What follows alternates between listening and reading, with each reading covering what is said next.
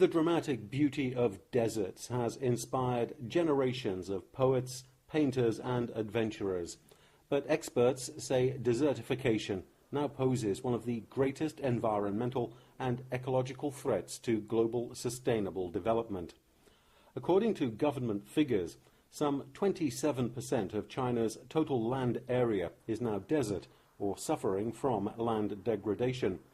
Here in China's Kubuqi Desert, the planting of trees, shrubs and desert grass has slowed the expansion of migrating sands. But permanently halting and reversing the process is a monumental task, and experts say the clock is ticking.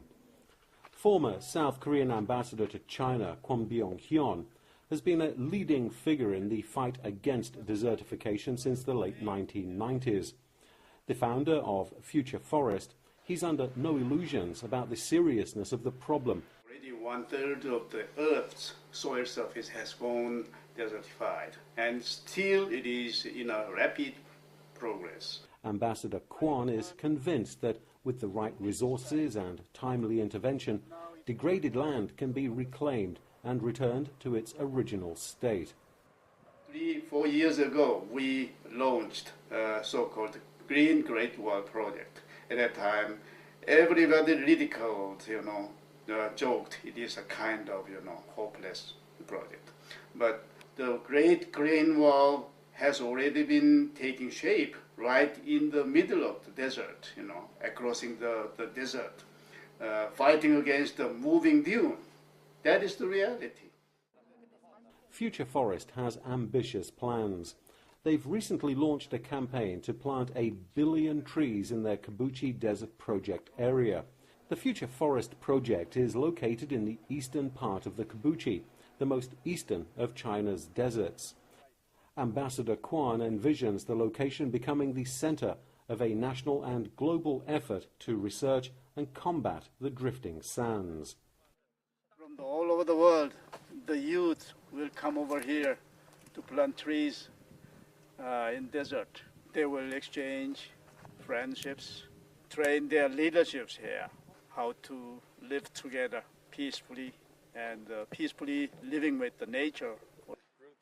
Selecting the right sort of tree and the techniques of planting in such harsh conditions has become something of a science, and with a 70% success rate, Future Forest is now considered one of the leaders in the field. The shape of its root is like fingers holding the soil.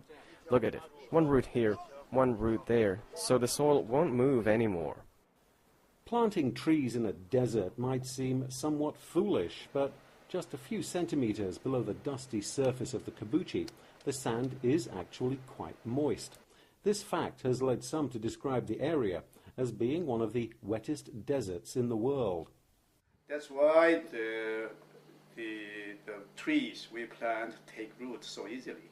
Once we give the right atmosphere to the nature without interfering adversely, nature can take care of themselves.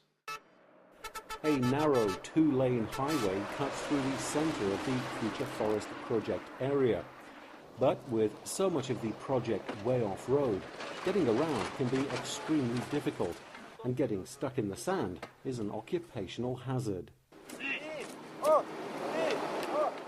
Part of the project area is bisected by the Liugohe. This semi-dry riverbed, or wadi, frequently dries out in the heat of summer, but after recent rains, there was enough surface water to make for a spectacular off-road experience.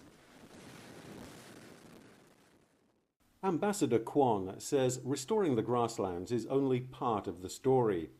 He says Future Forest is mobilizing the local people. At the outset, he said they were pessimistic because they'd witnessed so many failures. But now, he says, they have hope and are more enthusiastic. In those years, the sand wasn't treated, so the whole desert was moving forward. This year, it's better after the trees were planted. The movement of the sand has slowed, so no danger now for our daily life. Another local farmer, Hu Mao, can remember when her home was completely surrounded by sand.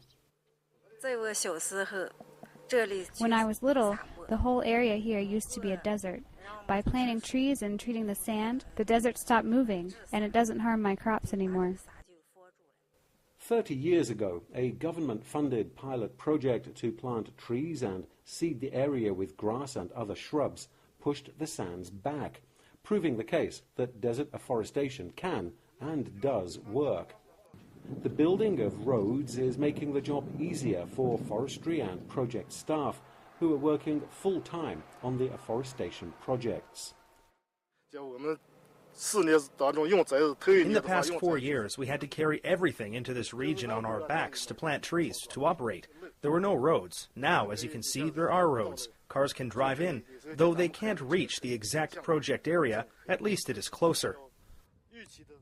From the banks of the Yellow River or Huanghe to the innermost regions of the Kubuqi Desert, Ambassador Kwon has an almost parental affection for the land, its people, and of course, his trees.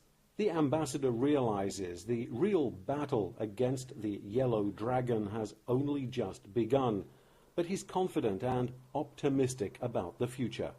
Once we keep on the planting trees and growing it, I'm sure within 10 years, it can make a very handsome green Great Wall fighting against the moving sand dune.